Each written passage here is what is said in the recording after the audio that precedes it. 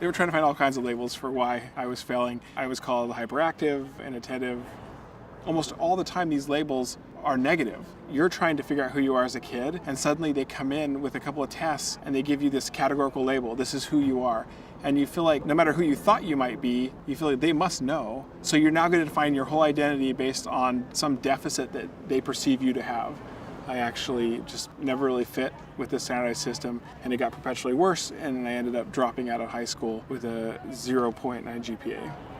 The same month that I dropped out of high school, my girlfriend at the time told me she was pregnant. We got married, and for the next 2 years, I jumped around minimum wage jobs trying to make ends meet. We ended up on welfare, ended up having to borrow toilet paper from public restrooms just to get by.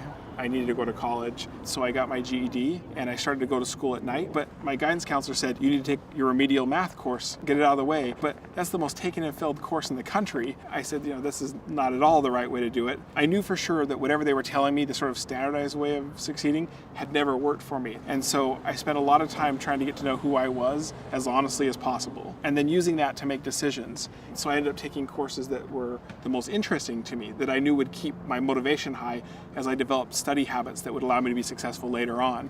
But as I made my way through my undergraduate experience and pursuing my own path based on who I was as an individual, that got me thinking, why is this system built the way it is? And today I'm proud to be the director of the Mind, Brain, and Education program at the Harvard Graduate School of Education.